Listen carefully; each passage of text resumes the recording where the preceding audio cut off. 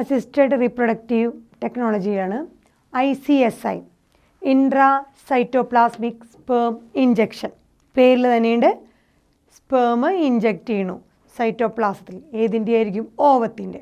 So intra cytoplasmic sperm injection അഥവാ ICSI എന്ന് പറഞ്ഞു കഴിഞ്ഞാൽ സ്പേമിനെ ഡയറക്റ്റായിട്ട് ഇഞ്ചക്റ്റ് ചെയ്യണു ഇൻ ടു ദ ഓവം. ഓവത്തിൻ്റെ സൈറ്റോപ്ലാസത്തിലേക്ക് സ്പേമിനെ ഡയറക്റ്റായിട്ട് ഇഞ്ചക്റ്റ് ചെയ്യണം. എന്തിനു വേണ്ടിയിട്ട്? To form an embryo in the laboratory condition.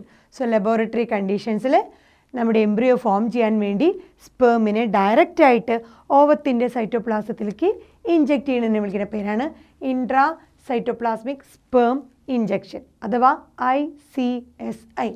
ഇനി നമ്മുടെ ഈ ഇൻഫെർട്ടിലിറ്റിക്ക് ഒരുപാട് കാരണങ്ങൾ പറയുന്നുണ്ട്, എസ്പെഷ്യലി മെയിലിൽ ഇൻഫെർട്ടിലിറ്റിക്ക് കുറച്ച് കാരണങ്ങൾ പറയുന്നത് മെയിനായിട്ട് 2 കാരണങ്ങളാണ്. For example, inability of male partner to inseminate the female.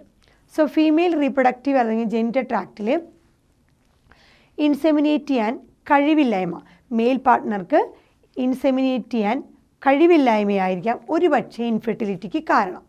രണ്ടാമത്തെ കാരണം, മെയിൽ ഇജാക്കുലേറ്റ് ചെയ്യുന്ന സ്പേമിൻ്റെ കൗണ്ട് വളരെ കുറവായിരിക്കുക. സോ ഇജാക്കുലേറ്റഡ് ആയിട്ടുള്ള സ്പേമിൻ്റെ കൗണ്ട് വളരെ ലോ ആയിരിക്കുക. ഇത് രണ്ടും ഇൻഫെർട്ടിലിറ്റിക്ക് കാരണമായേക്കാം. സോ 2 കാരണങ്ങൾ പറയുകയാണ്. ഒന്നുകിൽ മെയിൽ പാർട്ട്ണർ ഫീമെയിലേക്ക് ഇൻസെമിനേറ്റ് ചെയ്യാൻ പറ്റാതെ ഇന്നബിലിറ്റി, കഴിവില്ലായ്മ, ഇന്നേബിൾ ആവുക, മെയിൽ പാർട്ട്ണർ ഫീമെയിലേക്ക് ഇൻസെമിനേറ്റ് ചെയ്യാൻ പറ്റാതിരിക്കുക, ഇന്നേബിൾ ആവുക. അതുപോലെ തന്നെ അതിൻ്റെ സ്പേം കൗണ്ട്, ഇജാക്കുലേറ്റ് ചെയ്യുന്ന മെയിലിൽ ഇജാക്കുലേറ്റ് ചെയ്യുന്ന സ്പേമിൻ്റെ കൗണ്ട് വളരെ കുറവായിരിക്കാം. ഈ 2 കേസുകളും നമുക്ക് കറക്റ്റ് ചെയ്യാൻ പറ്റും. എങ്ങനെയാണ്? ആർട്ടിഫിഷ്യൽ ഇൻസെമിനേഷൻ ടെക്നിക്ക് വഴി. ആർട്ടിഫിഷ്യൽ ഇൻസെമിനേഷൻ ടെക്നിക്ക് വഴി സ്പേം കൗണ്ട് കുറവാവുകയോ അതുപോലെ തന്നെ മെയിൽ പാർട്ട്ണറിന് ഫീമെയിൽ ബോഡിയിൽ ഇൻസെമിനേറ്റ് ചെയ്യാൻ കഴിവില്ലാതെ വരികയോ ചെയ്തു കഴിഞ്ഞാൽ നമുക്ക് ഓപ്റ്റ് ചെയ്യാൻ പറ്റുന്ന ഒരു മെത്തേഡാണ് ആർട്ടിഫിഷ്യൽ ഇൻസെമിനേഷൻ ടെക്നിക്ക് അഥവാ AI. അപ്പോൾ നമുക്ക് നോക്കാം എന്താണ് artificial insemination technique. Artificial insemination technique അഥവാ AI എന്ന് പറഞ്ഞു കഴിഞ്ഞാൽ സെമനെ കളക്ട് ചെയ്യുന്നു. സെമനെ കളക്ട് ചെയ്യുന്നത് ഒരുപക്ഷേ ഹസ്ബൻഡിൽ നിന്നായിരിക്കാം. ഹസ്ബൻഡിൽ നിന്നോ അല്ലെങ്കിൽ ഒരു ഹെൽത്തി മെയിൽ ഡോണറിൽ നിന്നോ സെമൻ കളക്ട് ചെയ്തിട്ട് അതിനെ ആർട്ടിഫിഷ്യലി ഇൻട്രൊഡ്യൂസ് ചെയ്യുന്നു. ആർട്ടിഫിഷ്യലി ഇൻട്രൊഡ്യൂസ് ചെയ്യുന്നത് ഒന്നുകിൽ വെജൈനയിലേക്ക് അല്ലെങ്കിൽ യൂട്രസിലേക്ക്. സോ വെജൈനയിലേക്കോ യൂട്രസിലേക്കോ, ഫീമെയിലിൻ്റെ വെജൈനയിലേക്കോ യൂട്രസിലേക്കോ ഹസ്ബൻഡിൽ നിന്നോ അല്ലെങ്കിൽ ഒരു ഹെൽത്തി ഡോണറിൽ നിന്നോ സെമനെ കളക്ട് ചെയ്ത് ട്രാൻസ്ഫർ ചെയ്യുന്നു അല്ലെങ്കിൽ ഇൻട്രൊഡ്യൂസ് ചെയ്യുന്നു. അതിനെ വിളിക്കുന്ന പേരാണ് ആർട്ടിഫിഷ്യൽ ഇൻസെമിനേഷൻ ടെക്നിക്ക്. ഇത് യൂട്രസിലേക്കാണ് ഈ സെമനെ ഇൻട്രൊഡ്യൂസ് ചെയ്യുന്നത്. ഫീമെയിലിൻ്റെ യൂട്രസിലേക്കാണ് കളക്ട് ചെയ്യുന്ന, ഹസ്ബൻഡിൽ നിന്നോ അല്ലെങ്കിൽ ഹെൽത്തി ഡോണർ മെയിൽ ഡോണറിൽ നിന്നോ കളക്ട് ചെയ്യുന്ന സെമൻ യൂട്രസിലേക്കാണ് ഇൻട്രൊഡ്യൂസ് ചെയ്യുന്നത്. അതിനെ വിളിക്കുന്ന പേരാണ് intra uterine insemination, IUI, intra uterine insemination. So ഇപ്പോൾ നമ്മൾ ഒരുപാട് ടെക്നിക്കുകൾ, ആർട്ടിഫിഷ്യൽ റീപ്രൊഡക്റ്റീവ് ടെക്നിക്സ് കുറേ പഠിച്ചു. ഇൻ വിട്രോ ഫെർട്ടിലൈസേഷൻ പഠിച്ചു, അതായത് നമ്മുടെ test tube baby outside the body നടത്തുന്നത്. അതുപോലെ തന്നെ പിന്നെ നമ്മൾ സിഫ്റ്റ് എന്താണെന്ന് പഠിച്ചു, സൈഗോട്ട് ഇൻട്രാ ഫെലോപ്പിയൻ ട്രാൻസ്ഫർ എന്നാണ്. സൈഗോട്ടിൻ്റെ 8 ബ്ലാസ്റ്റോമർ സ്റ്റേജിലും മോർ ദാൻ 8 ബ്ലാസ്റ്റോമർ സ്റ്റേജിലുള്ളത് നമ്മൾ പഠിച്ചു. 8 ബ്ലാസ്റ്റോമർ സ്റ്റേജിലാണ് ഫെലോപ്പിയൻ ട്യൂബിലേക്കാണ് ട്രാൻസ്ഫർ ചെയ്യുക. മോർ ദാൻ 8 ബ്ലാസ്റ്റോമേഴ്സ് ആണെങ്കിൽ നമ്മൾ യൂട്രസിലേക്കാണ് ട്രാൻസ്ഫർ. അപ്പോൾ അതിന് ഇൻട്രാ യൂട്രൈൻ ട്രാൻസ്ഫർ എന്നാണ് പറയുക. ഇവിടെ പറയുന്നത് IUI ഇൻസെമിനേഷൻ ആണ്. അവിടെ പറയുന്നത് IUT ഇൻട്രാ യൂട്രൈൻ ട്രാൻസ്ഫർ. അത് മോർ ദാൻ 8 ബ്ലാസ്റ്റോമേഴ്സ്. പിന്നെ നമ്മൾ ഗിഫ്റ്റ് പഠിച്ചു. ഓവത്തിനെ പ്രൊഡ്യൂസ് ചെയ്യാൻ കഴിവില്ലാത്ത ഫീമെയിലിൽ അതുപോലെ ഫർദർ ഡെവലപ്മെൻറ്റ് കഴിവ് ഉണ്ടാവുകയും എന്നാൽ ഓവത്തിനെ പ്രൊഡ്യൂസ് ചെയ്യാൻ മാത്രം കഴിവില്ലാത്ത സ്ത്രീകളിൽ ഒരു ഹെൽത്തി ഫീമെയിൽ ഡോണറിൽ നിന്ന് ഓവത്തിനെ കളക്ട് ചെയ്ത് അതിൻ്റെ ഫർദർ ഫെർട്ടിലൈസേഷൻ ഇവൻറ്റുകൾ നടത്തുകയാണെങ്കിൽ അതിനെ ഗിഫ്റ്റ് എന്ന് പഠിച്ചു. പിന്നെ നമ്മൾ പറയുന്നത് ICSI intra cytoplasmic sperm injection. സ്പേമിനെ ഡയറക്റ്റ്ലി ഓവത്തിൻ്റെ സൈറ്റോപ്ലാസത്തിലേക്ക് ഇഞ്ചക്റ്റ് ചെയ്ത് എംബ്രിയോ ഫോം ചെയ്യാൻ അനുവദിക്കുന്നത്. അത് ലബോറട്ടറി കണ്ടീഷൻസിലാണ്. അതുപോലെ മെയിൽ പാർട്ട്ണറിന് ഫീമെയിൽ പാർട്ട്ണർക്ക് ഇൻസെമിനേറ്റ് ചെയ്യാൻ കഴിവില്ലാതെ വരികയും അല്ലെങ്കിൽ ഇജാക്കുലേറ്റ് ചെയ്യുന്ന സ്പെർമിൻ്റെ കൗണ്ട് കുറവാവുകയും ചെയ്യുമ്പോൾ യൂസ് ചെയ്യാൻ പറ്റുന്ന ഒരു ടെക്നിക്കാണ് ആർട്ടിഫിഷ്യൽ ഇൻസെമിനേഷൻ ടെക്നിക്. അവിടെ സെമൻ ഹസ്ബൻഡിൽ നിന്നോ ഒരു ഹെൽത്തി ഡോണറിൽ നിന്നോ കളക്ട് ചെയ്ത് ഫീമെയിലിൻ്റെ വെജൈനയിലേക്കോ അല്ലെങ്കിൽ യൂട്രസിലേക്കോ ഇൻട്രൊഡ്യൂസ് ചെയ്യുകയാണെങ്കിൽ അതിനെ ആർട്ടിഫിഷ്യൽ ഇൻസെമിനേഷൻ ടെക്നിക്. യൂട്രസിലേക്കാണെങ്കിൽ അതിന് വേറെ പേര് വിളിക്കും, ഇൻട്രാ യൂട്രൈൻ ഇൻസെമിനേഷൻ. സോ ഇത്രയും ടെക്നിക്കുകൾ നമ്മൾ പറഞ്ഞു ഇൻഫെർട്ടൈൽ ആയിട്ടുള്ള കപ്പിൾസിന് യൂസ് ചെയ്യാൻ പറ്റുന്ന ടെക്നിക്കുകൾ. ഇനി ഇതിൻ്റെ ലിമിറ്റേഷൻസ് നമുക്ക് നോക്കാം.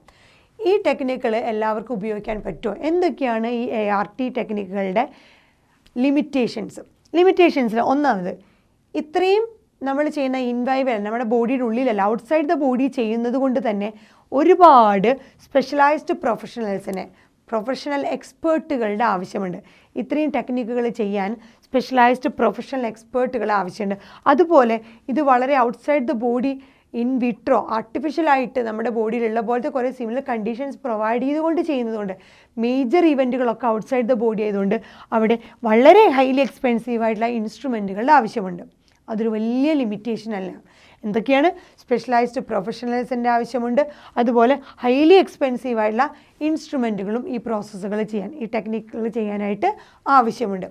അതുകൊണ്ട് തന്നെ ഇത്രയും പ്രൊഫഷണൽസിൻ്റെയും അതുപോലെ ഇത്രയും ഹൈലി അഡ്വാൻസ്ഡ് ആയിട്ടുള്ള എക്സ്പെൻസീവ് ഇൻസ്ട്രുമെൻറ്റുകളുടെയും ആവശ്യകത ഉള്ളതുകൊണ്ട് ഇത് അറ്റ് പ്രസൻറ്റ് ഒരു വളരെ കുറച്ച് സെൻറ്ററുകളിൽ മാത്രമേ നമ്മുടെ രാജ്യത്ത് ലഭ്യമാകുന്നുള്ളൂ.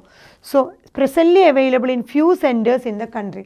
നമ്മുടെ രാജ്യത്ത് വളരെ ചുരുക്കം സെൻറ്ററുകളിൽ മാത്രമേ ഈ ടെക്നിക്കുകളൊക്കെ നടത്തുന്നുള്ളൂ. ഇൻഫെർട്ടിലിറ്റിയുടെ ഈ പറഞ്ഞ അസിസ്റ്റഡ് റീപ്രൊഡക്റ്റീവ് ടെക്നിക്സുകൾ നടത്താൻ പറ്റുന്നുള്ളൂ. അത്രയും കുറച്ച് സെൻറ്ററുകൾ മാത്രമേ നമ്മുടെ രാജ്യത്ത് അവൈലബിൾ ആയിട്ടുള്ളൂ. ഇതുമാത്രമല്ല, ഇതുകൊണ്ട് തന്നെ ഇത്രയും കോസ്റ്റ്ലി ആയതുകൊണ്ട്, അപ്പോൾ നമുക്ക് മനസ്സിലാക്കാം ഇത് ഹൈലി കോസ്റ്റ്ലി ആയിട്ടുള്ള ഒരു ടെക്നിക്കാണെന്ന്. ഈ ടെക്നിക്കുകൾ ഹൈലി കോസ്റ്റ്ലി ആയതുകൊണ്ട് എല്ലാവർക്കും ഇത് യൂണിഫോം ആയിട്ട് ഉപയോഗിക്കാൻ പറ്റില്ല. So it is affordable to only limited number of people. Highly rich ആയിട്ടും ഇത് എഫോർഡ് ചെയ്യാൻ പറ്റുന്ന വളരെ കുറച്ച് ആൾക്കാർ മാത്രമേ ഉണ്ടാവുള്ളൂ. സോ എല്ലാവർക്കും എഫോർഡ് ചെയ്യാൻ പറ്റില്ല, വളരെ ലിമിറ്റഡ് നമ്പർ ഓഫ് പീപ്പിളിൽ മാത്രമേ ഇത്ര ഹൈലി കോസ്റ്റ്ലി ആയിട്ടുള്ള ടെക്നിക്കുകളിലൂടെ ഒരു കുഞ്ഞ് എന്നുള്ള സ്വപ്നം സാക്ഷാത്കരിക്കാൻ പറ്റുള്ളൂ. വേറെ ഒരു ലിമിറ്റേഷൻ എന്ന് പറയുന്നത് ഇതിൻ്റെ പിന്നിൽ ഒരുപാട് ഇമോഷണലായിട്ടും റിലീജിയസ് ആയിട്ടും സോഷ്യലായിട്ടുള്ള ഫാക്ടേഴ്സ് ഉണ്ട്. ഇതിലേത് മെത്തേഡ് അഡോപ്റ്റ് ചെയ്യണം, ഈ മെത്തേഡ് അഡോപ്റ്റ് ചെയ്യണതിൽ ഒരുപാട് ഫാക്ടേഴ്സ് അവരെ ഇൻഹിബിറ്റ് ചെയ്യുന്നത്. ഇതിനെക്കുറിച്ച് ഒരുപാട് ഇമോഷണൽ ആസ്പെക്റ്റുകൾ വരുന്നുണ്ട്. നമ്മുടെ കുഞ്ഞല്ലല്ലോ, നമ്മളൊരു ഹെൽത്തി ഡോണർ മെയിലോ ഒരു ഫീമെയിലിന് നമ്മുടെ എല്ലാ എന്നുള്ളൊരു ഇമോഷണൽ ആസ്പെക്റ്റ് വരുന്നുണ്ട്.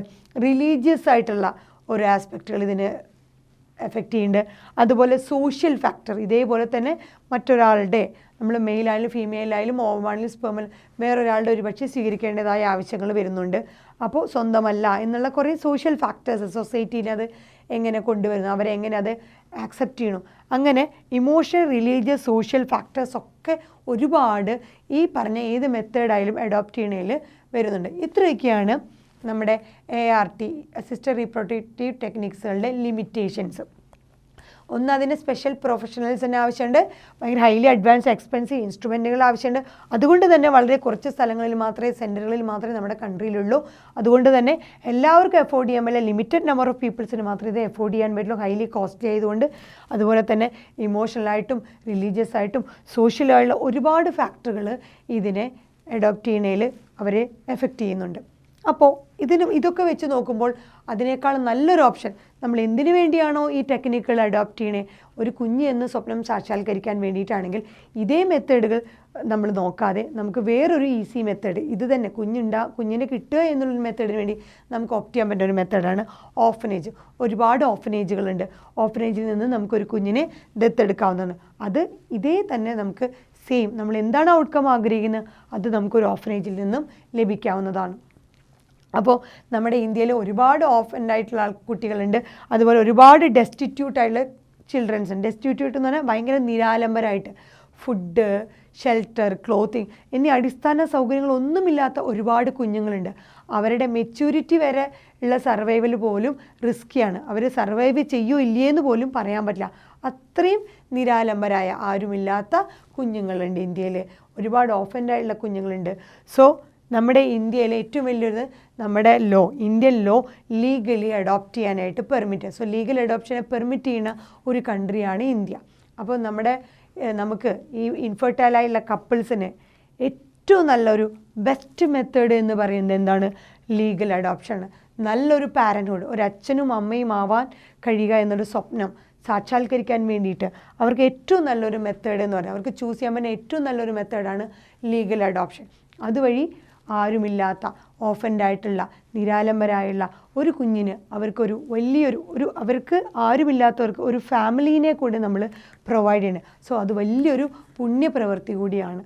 സോ ഈ ലീഗൽ അഡോപ്ഷൻ എന്ന് പറഞ്ഞ സംഭവം മറ്റ് മെത്തേഡുകളൊക്കെ പരാജയപ്പെടുകയാണെങ്കിൽ നമുക്ക് യൂസ് ചെയ്യാൻ പറ്റുന്ന വളരെ നല്ലൊരു മെത്തേഡാണ്. എല്ലാ ഇൻഫെർട്ടൈൽ കപ്പിൾസിനും മറ്റ് മെത്തേഡുകൾ പറ്റിയില്ലെങ്കിൽ തീർച്ചയായും ഈ മെത്തേഡിലൂടെ പോകാം. കുറച്ച് ലീഗൽ പോളിസികൾ, ലീഗൽ നോംസുകൾ അംഗീകരിച്ചുകൊണ്ട് നമ്മുടെ ഇന്ത്യൻ ലോ പറയുന്ന പ്രകാരം നമുക്ക് ഒരു കുഞ്ഞിനെ ദത്തെടുക്കാവുന്നതാണ്.